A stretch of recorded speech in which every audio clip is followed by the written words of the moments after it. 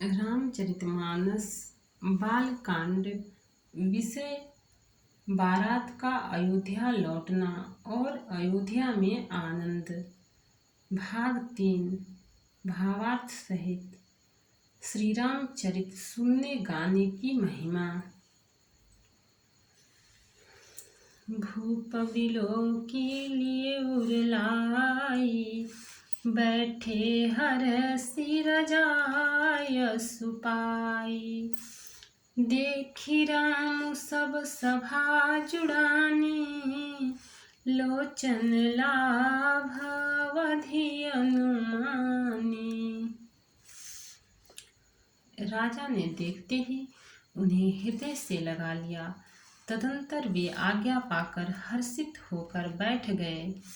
श्री रामचंद्र जी के दर्शन और नेत्रों के लाभ की बस यही सीमा है, ऐसा अनुमान कर सारी सभा शीतल हो गई, अर्थात सबके तीनों प्रकार के ताप सदा के लिए मिट गए। पुनि वशिष्ठ मुनि कौशिक आए, सुभग आसनी मुनि बैठाए। सुतन समेत पूज पद लागे, निरखी राम दो गुर अनुरागे। फिर मुनि वशिष्ठ जी और विश्वामित्र जी आए। राजा ने उनको सुंदर आसनों पर बैठाया और पुत्रों समेत उनकी पूजा करके उनके चरणों लगे। दोनों गुरु श्री राम जी को देखकर प्रेम में मुग्ध हो गए। कहीं वशिष्ठ धर्म इतिहासा, सुनहि मही सुसहित निवासा। मुनि मन अगम गाधि सुत करनी, मुदित वशिष्ठ विपुल विधि बरनी।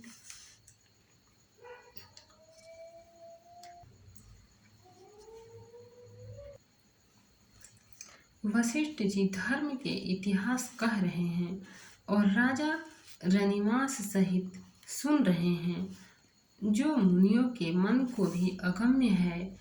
ऐसी विश्वामित्र जी की करनी को वशिष्ठ जी ने आनंदित होकर बहुत प्रकार से वर्णन किया।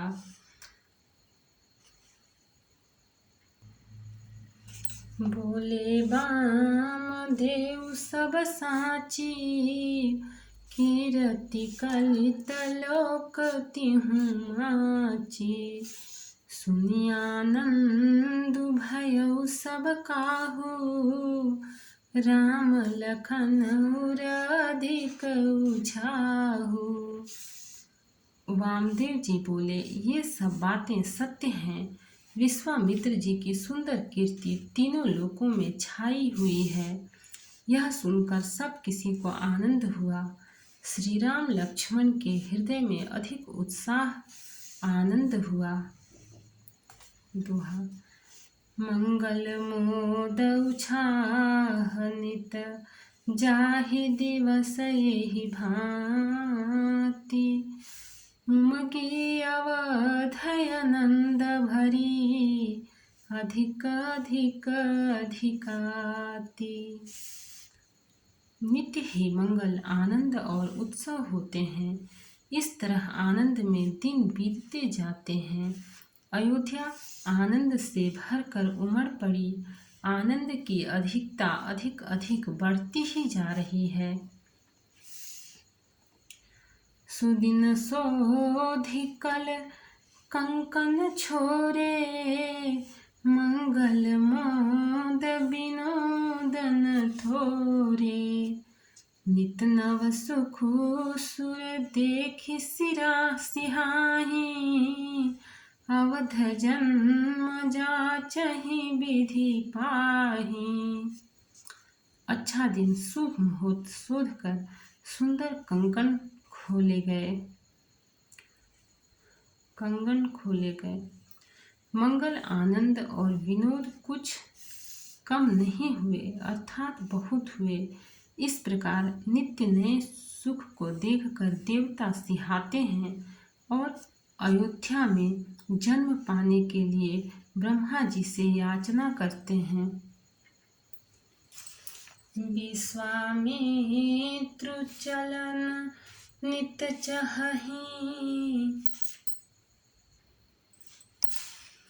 राम सप्रेम विनय बस रहहि। दिन दिन सय गुण भूपति भाऊ, देखि सराह महामुनि राऊ। विश्वामित्र जी नित्य ही चलना अपने आश्रम जाना चाहते हैं, पर रामचंद्र जी के स्नेह और विनयवश रह जाते हैं। दिनों दिन राजा का 100 गुना भाव प्रेम देखकर महामुनिराज विश्वामित्र जी उनकी सराहना करते हैं। मागत विदा राउ अनुरागे, सुतन समेत ठाढ़ भे आगे। नाथ सकल संपदा तुम्हारी, मैं सेवकु समेत सुत नारी। अंत में जब विश्वामित्र जी ने विदा मांगी तब राजा प्रेम मग्न हो गए और पुत्रों सहित आगे खड़े हो गए। वे बोले, हे नाथ, यह सारी संपदा आपकी है, मैं तो स्त्री पुत्रों सहित आपका सेवक हूँ। करब सदा लरिकन पर छोहू, दर्शन दे तरहब मुनि मोहू। अस कहि राउ सहित सुत नारानी, पर चरण मुख आवन बानी। हे मुनि, लड़कों पर सदा स्नेह करते रहिएगा और मुझे भी दर्शन देते रहिएगा।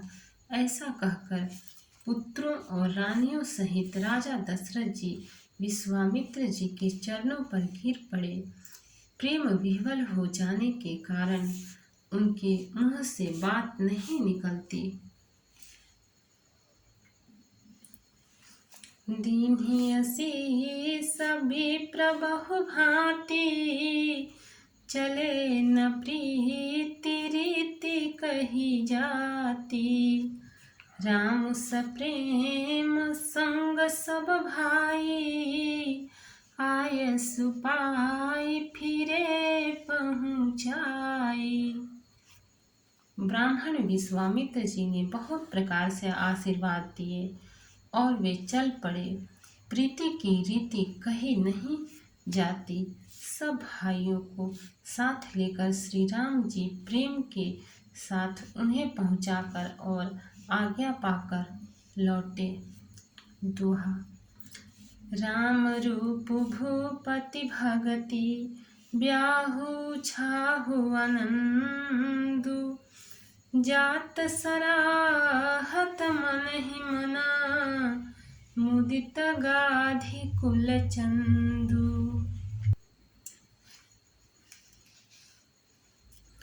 गाधे कुल के चंद्रमा विश्वामित्र जी बड़े हर्ष के साथ श्री रामचंद्र जी के रूप, राजा दशरथ जी की भक्ति, चारों भाइयों के विवाह और सबके उत्साह और आनंद को मन ही मन सराहते जाते हैं।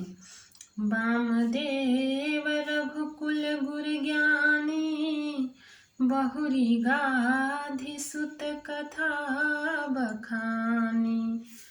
सुनि मुनि सुजसु मन ही मन राउ, बरनत आपन पुण्य प्रभाव। वामदेव जी और रघुकुल के गुरु ज्ञानी वशिष्ठ जी ने फिर विश्वामित्र जी की कथा बखान कर कही। मुनि का सुंदर यश सुनकर राजा मन ही मन अपने पुण्यों के प्रभाव का बखान करने लगे।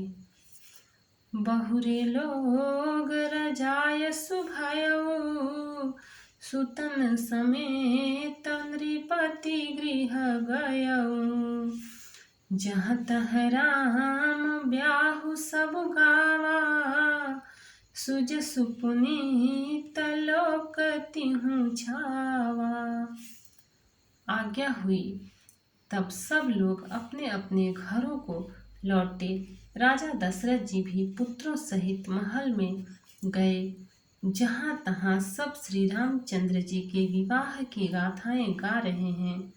श्री रामचंद्र जी का पवित्र सुयश तीनों लोकों में छा गया। आए ब्याही राम घर जब ते, बसई आनंद अवध सब तब ते। प्रभु विवाह जस भयउ छाहु, सकहि न बरन गिराहि नाहु। जब से श्री रामचंद्र जी विवाह करके घर आए, तब से सब प्रकार का आनंद अयोध्या में आकर बसने लगा। प्रभु के विवाह में जैसा आनंद उत्साह हुआ, उसे सरस्वती और सर्पों के राजा शेष जी भी नहीं कह सकते। कवि कुल जीवन पावन जानी, राम सिए जसु मंगल खानी। तेहि ते मैं कछु कहा बखानी, करन पुनीत हेतु निज बानी। श्री सीताराम जी के यश को, कवि कुल के जीवन को पवित्र करने वाला और मंगलों की खान जानकर, इससे मैंने अपनी वाणी को पवित्र करने के लिए कुछ थोड़ा सा बखान कर कहा है। छंद। निज गिरा पावन करन कारण, राम जसु तुलसी कहयो। रघुबीर चरित अपार, बारिधि पारु कवि कोने लह्यो।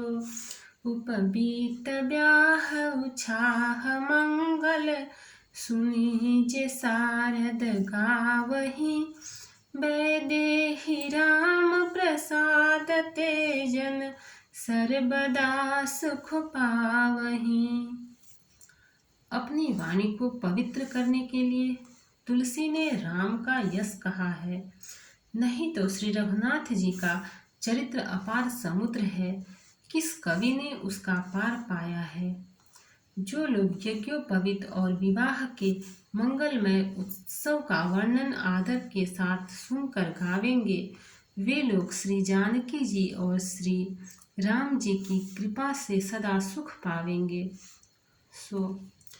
सिय रघुबीर विवाहु जे, सप्रेम गावहि सुनहि।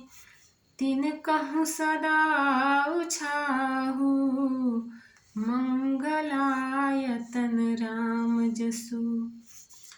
श्री सीता जी और श्री रघुनाथ जी के विवाह प्रसंग को जो लोग प्रेम पूर्वक गाए सुनेंगे, उनके लिए सदा उत्साह आनंद ही उत्साह है, क्योंकि श्री रामचंद्र जी का यश मंगल का धाम है।